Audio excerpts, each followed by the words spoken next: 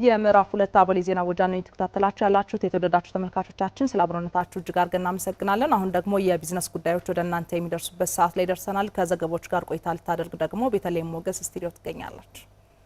ቤቲ መቀጠል ትችላለች። አመሰግናለሁ ስፈ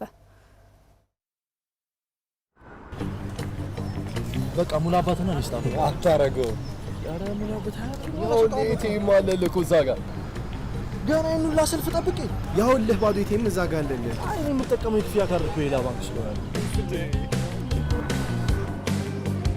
ደሞዝ ገብቶና ከፋያችን ይሳል ዛሬማ ከፋይ አንተ ነህ ባንክ በቂ ገንዘብ አላሱ ፖስት ማሽን አለ ወይ ከፋ የዚህ ባንክ ክፍያ ካርድ አላስኩት ሰበበኝ አረ ዋክተው ሁሉም የክፍያ ካርድ በሁሉም ፖስት ማሽን ላይ ይሰራል ተበቃው መዋጮ አንስተልኝ በዛው በእናት ምንም ብር የለም አሁን ጄል እንዴ ያው እንደዛ ጋር እኮ ይቴ የኔ ክፍያ ካርድ እኮ ግን እዛኛው ማሽን ላይ ይሰራል ሰበቡ እሱ እኮ ድሮ ቀረ ለካ ሁሉም የክፍያ ካርድ ሁሉም የክፍያ ማሽን ላይ ይሰራል ታዲያስ የያዙት ካርድ ከየትኛውም ባንክ ቢሆን በሁሉም ኤቲኤም ገንዘብ ማውጣትም ሆነ በፖስ ማሽን ክፍያ መፈጸም ይቻላል። ኤትስዊች ይህን እውን አድርጓል። ኤትስዊች ክፍያን በቀላሉ ዳናስጥልን የተከበራችሁ ተመልካቾቻችን እንደምንላችኋል። የቢዝነስ ዘገባችን ተጀምሯል። ሀገራችን ደግሞ ኢትዮች አክሲዮን ማህበር ነው። እጅግ አድርገን የምናመሰግነው አብራችሁን ቆዩ። የኮምቦልቻ ከተማ አስተዳደር ከውጭ የሚገቡ ምርቶችን በሀገር ውስጥ ምርት በመተካት ከ69 ሚሊዮን ዶላር በላይ የውጭ ምንዛሬን ማስቀረት መቻሉን የከተማ አስተዳደሩ ኢንዱስትሪና ኢንቨስትመንት መምሪያ ገለጸ። የከተማ አስተዳደሩ ኢንዱስትሪና ኢንቨስትመንት መምሪያ የሀገር ውስጥ ምርትን ወደ ውጭ በመላክ 44 ሚሊዮን ዶላር ማግኘት መቻሉን አስታውቋል። ጌታቸው ስንታየው በዝርዝር ተመልክቶታል። በ2018 የአሻጋሪ እድገትና የዘላቂ ልማት እቅድ ከተሰጡት ግቦች መካከል ዋናው ፋብሪካዎች ተኪ ምርት እንዲያመርቱ ማድረግ ነው ያሉት የኮምቦልቻ ከተማ አስተዳደር ኢንዱስትሪና ኢንቨስትመንት መምሪያ ኃላፊ አቶ ሁሴን ሙሄ በከተማ አስተዳደሩ ከሚገኙ ኢንዱስትሪዎች ውስጥ 27ቱ ኢንዱስትሪዎች ከውጭ የሚገቡ ምርቶችን በአገር ውስጥ ምርት በመተካት የውጭ ምንዛሬን ማዳን ተችሏል ነው ያሉት። እነዚህ 27 ኢንዱስትሪዎች ደግሞ በ9 ወር ውስጥ 21758 ቶን እንዳመርቱ እቅድ ይዘን አሁን ባለው በ9 ወር ውስጥ 38289 ቶን በማምረት ወይም የእቅዳችንን 100% በላይ በመፈጸም ያመረቱበት ሁኔታ አለ። ይህንን 38289 ቶን በማምረት ደግሞ የውጭ ምንዛሬ ማስቀረት አንዱ አላማችን በመሆኑ 27ቱ ኢንዱስትሪዎች ካመረቷቸው ምርት በእቅዳችን 57.3 ሚሊዮን ዶላር የሚሆን ከውጭ የሚገባ ምርቶችን እንቀንሳለን ብለን አስበን በ9 ወር ውስጥ 69.6 ሚሊዮን ዶላር የሚገመት ከውጭ የሚገቡ ምርቶችን በተኪ ምርት እዚሁ በማምረት መተካት የተቻለበት ሁኔታ ነው ያለው። ከውጭ ሀገር ይገቡ የነበሩትን በሀገር ውስጥ በመተካትም የውጭ ምንዛሬን ማስቀረት የተቻለባቸውን ምርቶችም አቶ ሁሴን ሙሄ አብራርተዋል። በሀገር ውስጥ የሚመረት አልባሳት አለ። ከአልባሳት ውስጥ አንዱ ናይክ ወይም አዲዳስ ልብሶችን እዚህ ከተማ አስተዳደራችን ይመረታል። ሁለተኛው ደግሞ የሱፍ ልብሶችን ይመረታል። ሶስተኛ ክር ይመረታል። አራተኛ ፓስታ፣ መኮረኒ፣ ዱቄት እነዚህ ነገሮች ከማስተዳደራችን አሁን በጅምር ላይ ያሉ አሉ።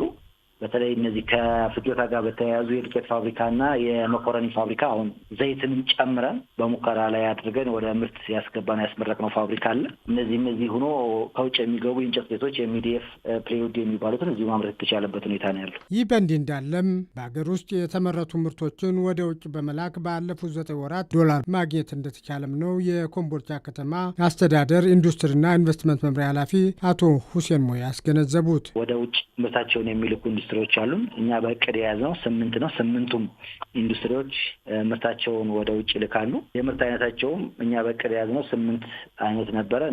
ነገር ግን እነዚህ 8 ፋብሪካዎች 10 የምርት አይነት ወደ ውጭ ይልካሉ። በ2018 በ9 ወር ውስጥ 4627 ቶን አቅደን 41108 ቶን የሚሆን ምርቶችን ወደ ውጭ ልከዋል እነዚህ 8 ፋብሪካዎች። ይህንን በመላካቸው እናገኛለን ብለን በቅድ የያዝነው 9.9 ሚሊዮን ዶላር ነበረ። ነገር ግን እነዚህ ፋብሪካዎች በ9 ወር ውስጥ 44.8 ሚሊዮን ዶላር የውጭ ምንዛሬ ማስገኘት ችለዋል። በኮምቦልቻ ከተማ አስተዳደር 131 የሚሆኑ አነስተኛ መካከለኛና ከፍተኛ ኢንዱስትሪዎች በምርት ላይ እንደሚገኙም መምሪያ ኃላፊው አስታውቀዋል። የኢትዮጵያ ታምርት ንቅናቄ በአማራ ክልል ለአምራች ኢንዱስትሪዎች የግብዓት አቅርቦት ላይ ባለድርሻ ተቋማት በቅንጅት እንዲሰሩ ማስቻሉን የአማራ ክልል ኢንዱስትሪና ኢንቨስትመንት ቢሮ ገልጿል። ንቅናቄው ለአምራች ኢንዱስትሪዎች የፋይናንስ አቅርቦት ላይ በትኩረት እንዲሰራ ማስቻሉን ቢሮ አስታውቋል። ተስፋ ሙላ በዝርዝር ተመልክቶታል።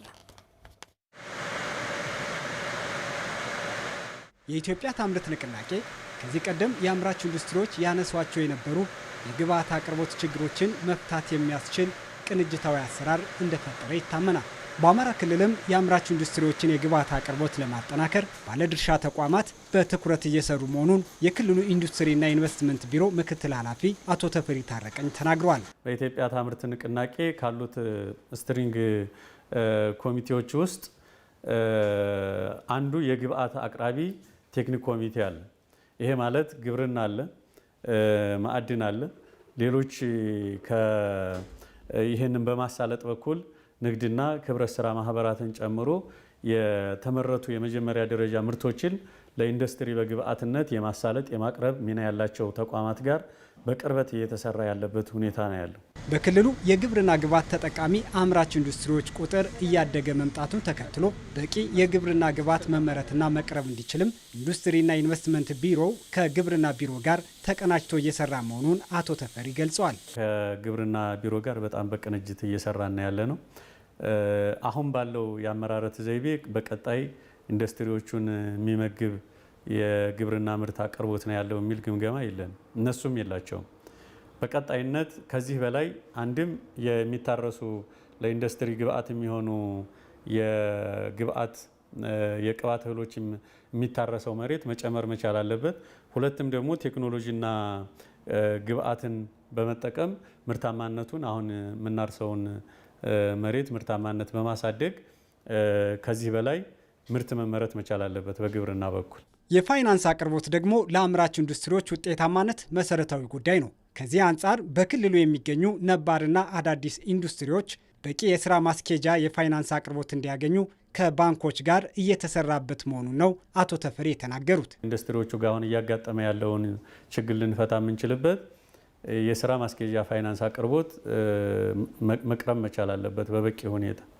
በተለይ አጭር ጊዜ ብድሮችን ይሄ ወቅታዊ የሆኑ ምርቶች በሚወጡ ሰዓት ላይ አምራቾቹ ቶሎ ሰብስበው አምርተው መልሰው ብድሩን ለባንክ የሚከፍሉበት ሁኔታ እንዲኖር ባንኮች ይሄንን ሰፖርት በማድረግ እና ይሄን ትኩረት አድርገው በመደገፍ በኩል መተጋገዙና ቅንጅቱ እንዲኖር አብረን እየሰራን ያለንበት ሁኔታ ነው ያለ። የኢትዮጵያ ታምርት ንቅናቄ ለአምራች ዘርፉ የመሬት የግብዓትና የፋይናንስ አቅርቦትን ለማሳለጥ በቅንጅት እንዲሰራ ማስቻሉ በዘርፉ ላይ አበረታች ለውጥ እንዲታይ አስችሏልም ተብሏል።